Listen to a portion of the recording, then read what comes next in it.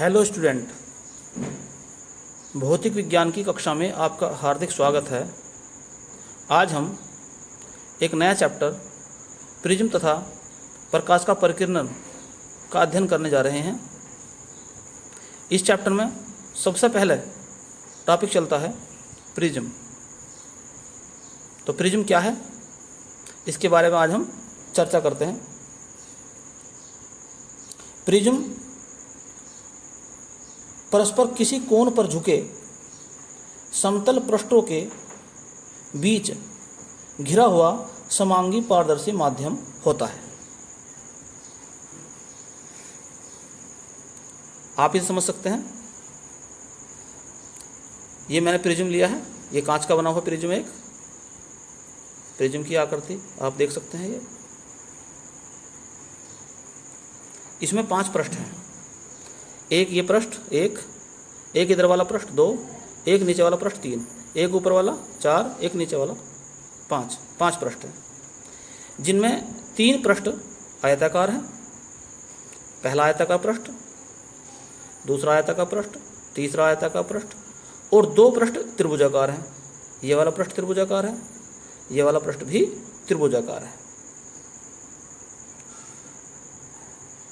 ये जो आयताकार पृष्ठ हैं, प्रकाश इन पर डाला जाता है। जिस आयताकार पृष्ठ पर प्रकाश डालते हैं, एक पृष्ठ तो ये हो गया, और जिधर से प्रकाश निकलता है दूसरे आयताकार पृष्ठ से प्रकाश बाहर निकलेगा। तो जिस पर प्रकाश डालेंगे और जिससे प्रकाश बाहर निकलेगा, इन दोनों पृष्ठों को अपवर्तक पृष्ठ कहते हैं। और शेष जो तीसरा आयताकार पृष्ठ है उसे कहते हैं प्रिज्म का आधार। दोनों जो अपवर्तक पृष्ठ हैं, जिस कोण पर झुके रहते हैं, इस कोण को प्रिज्म कोण कहते हैं। और जो त्रिभुजाकार पृष्ठ हैं दोनों, इन्हें कहते हैं प्रिज्म का मुख्य परिच्छेद। तो प्रिज्म का वह पृष्ठ जिस पर प्रकाश डाला जाता है उसे अपवर्तक पृष्ठ, जिससे प्रकाश बाहर निकलता है वह भी अपवर्तक पृष्ठ, और शेष जो पृष्ठ है उसे कहते हैं प्रिज्म का आधार। और जो त्रिभुजाकार 2 पृष्ठ हैं इन्हें कहते हैं मुख्य परिच्छेद। तथा दोनों जो अपवर्तक पृष्ठ हैं जिस रेखा पर मिलते हैं उस रेखा को अपवर्तक कोर कहते हैं। जैसे कि चित्र में दिखाया गया है, इस चित्र को समझने की कोशिश कीजिए। पहला पृष्ठ S P Q R S, ये पहला अपवर्तक पृष्ठ है। दूसरा अपवर्तक पृष्ठ पी एम एन क्यू, ये दूसरा अपवर्तक पृष्ठ है। और प्रिज्म का आधार नीचे वाला S M N R S, ये प्रिज्म का आधार है। ये भी एक आयताकार पृष्ठ है। ये दोनों अपवर्तक पृष्ठ रेखा पी क्यू पर प्रतिच्छेद करते हैं, काटते हैं एक दूसरे को इस वाली रेखा पर। इस रेखा को अपवर्तक कोर कहते हैं। दोनों अपवर्तक पृष्ठ एक दूसरे से कोण ए पर झुके हुए हैं, यानी कि कोण आर क्यू एन, ये कोण ए है, या एस पी एम, ये कोण ए है। दोनों इस प्रकार से झुके हुए हैं।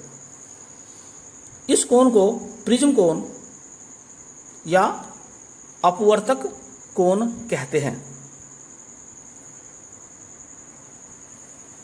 अब हम बात करते हैं प्रिज्म द्वारा प्रकाश का अपवर्तन तथा विचलन कोण क्या है। जैसे कि चित्र में दिखाया गया है, ये जो त्रिभुजाकार एक पृष्ठ दिखाया गया है, ये प्रिज्म का मुख्य परिच्छेद है।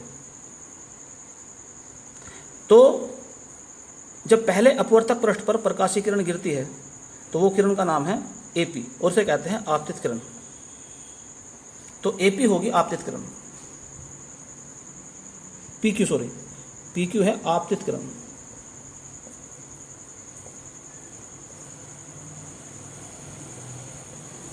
फिर ये इस प्रिज्म के अंदर प्रवेश करी, तो जो प्रिज्म के अंदर चलने वाली जो किरण है वो है क्यू आर। ये कहलाती है अपवर्तित किरण।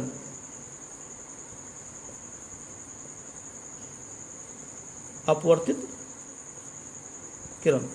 प्रिज्म से बाहर निकलने वाली किरण आर एस, ये कहलाती है निर्गत किरण।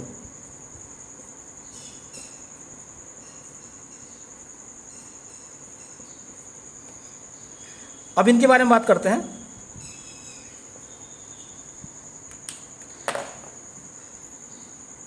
जब प्रिज्म के पृष्ठ पर आपतित प्रकाश गिरती है तो वह निर्गत होगी और उसके बाद अपवर्तित हुई फिर निर्गत होगी। तो यदि आपतित किरण को आगे बढ़ा दिया जाए, आपतित किरण को आगे, यानी कि आपतित किरण का रास्ता यह होना चाहिए था, लेकिन जब प्रकाशीय किरण एक माध्यम से दूसरे माध्यम में जाती है तो वह अपने मार्ग से विचलित हो जाती है। ये हमने इस पृष्ठ पर अभिलंब डाल दिया, पृष्ठ AB पर। तो हमने ये बात पढ़ी है कि जब प्रकाशीय किरण एक माध्यम से दूसरे माध्यम में जाती है तो वह अपने मार्ग से विचलित हो जाती है।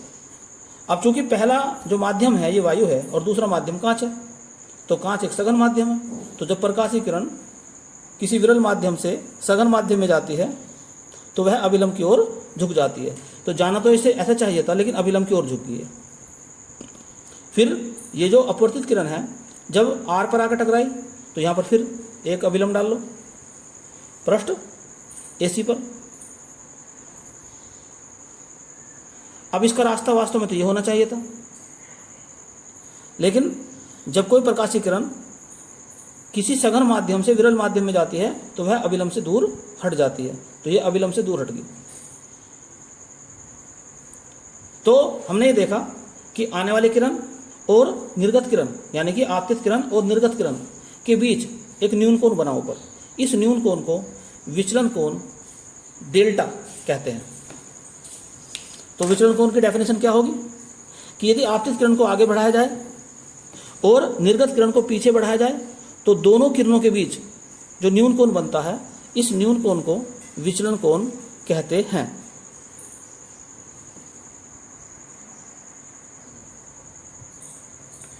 आइए अब बात करते हैं विचलन कोण के सूत्र की। तो विचलन कोण का सूत्र होता है I1 + I2 - A। तो डेल्टा बराबर I1 + I2 - A। चलिए सूत्र के बारे में थोड़ा सा विस्तार से अध्ययन करते हैं। यह आपतित किरण है और ये आपतन बिंदु Q पर खींचा गया अभिलंब है। इस अभिलंब का नाम हम रख देते हैं MT, कुछ भी नाम रख दो इस तरह से। आपतित किरण और अभिलंब के बीच जो कोण बनता है उसे आपतन कोण कहते हैं और ये आपतन कोण कहलाएगा I1। तो इस आपतन कोण का नाम क्या रख दिया हमने? I1। जब ये आपतित किरण प्रिज्म के अंदर अपवर्तित होती है तो अपवर्तित किरण और जो इसका वास्तविक रास्ता था किरण का, जो आपतित किरण का वास्तविक रास्ता था, तो इससे कितना विचलन हुआ, तो ये हो गया विचलन कोण, आपतित किरण का विचलन कोण। ऐसे ही जो निर्गत किरण है ये हो गया इधर निर्गत किरण का विचलन कोण। फिर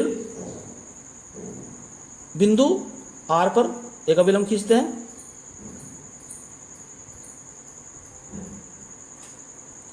तो निर्गत किरण और अभिलंब के बीच जो कोण बना यह कहलाता है I2। यह है I2। अब हम देखते हैं इनके अंदर क्या संबंध निकल के आता है। जहां पर दोनों अभिलंब काटते हैं इसका नाम हमने दे दिया E। जहां पर ये दोनों अभिलंब काटते हैं इसका नाम हमने दे दिया E, नाम दे दिया इसका हमने। और जो पहले आपतित किरण थी जब ये अपवर्तित हुई तो अपवर्तित किरण और अभिलंब के बीच जो कोण बनता है उसे अपवर्तन कोण R कहते हैं। तो यहां पर जो कोण बन गया ये हो गया R1। ऐसे ही इधर वाले कोण को हम नाम दे देंगे R2। सबसे पहले हम बात करते हैं बिंदु Q पर जो शीर्षाभिमुख कोण बनते हैं, इस पर ध्यान दो जरा। P, Q, m। तो ये जो कोण है ये I1 है, और ये इधर वाला कोण जो टोटल है ये है डेल्टा 1 प्लस R1।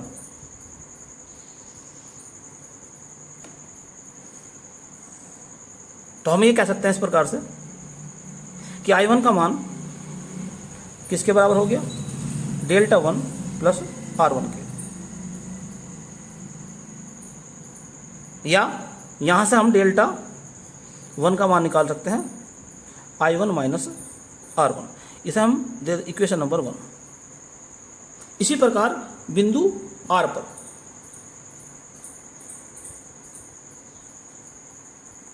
यह बिंदु क्यों पर था। अब बिंदु R की हम बात करते हैं। बिल्कुल इसी प्रकार से I2 का मान निकल कर आएगा डेल्टा 2 प्लस R2। तो यहां से हम डेल्टा 2 का मान निकाल सकते हैं I2 minus R2। Equation number 2 होगी। आपतित किरण को आगे बढ़ाया जाए, निर्गत किरण को पीछे बढ़ाया जाए, तो इनके जो बीच जो कोण बनता है इस कोण को हम कहते हैं डेल्टा, यानी कि विचलन कोण। तो त्रिभुज QDR में बहिष्कोण का मान अंतः कोणों के योगफल के बराबर होता है। तो त्रिभुज QDR में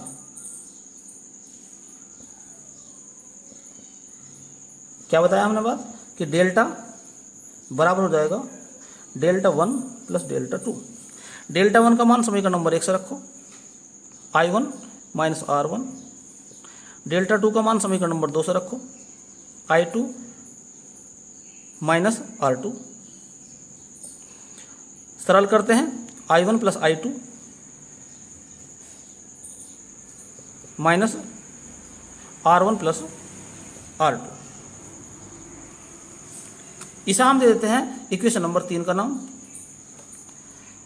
अब हम देखते हैं कि R1 और R2 तथा A में क्या संबंध है। जैसा कि चित्र में दिखाया गया है, यहाँ ये कोण A है, तो याद रखना ये वाला कोण भी A होता है। कैसा होता है इसको भी हम समझ भी सकते हैं वैसे, कि ये कोण और ये कोण, ये कोण 90 अंश का है, अभिलंब है, ये वाला कोण 90 अंश का है, अभिलंब है। तो इस कोण के और इस कोण का मान जो होगा वो 180 अंश के बराबर होगा। इसे थोड़ी देर के लिए हम थीटा नाम दे दें अगर मान लो, तो थीटा प्लस ए बराबर 180 अंश। थीटा प्लस ए का मान कितना हो जाएगा, थीटा प्लस ए का मान हो जाएगा 80 अंश, 180 अंश। तो अब ये जो कोण इधर वाला है इसका मान देखते हैं किसके बराबर होगा।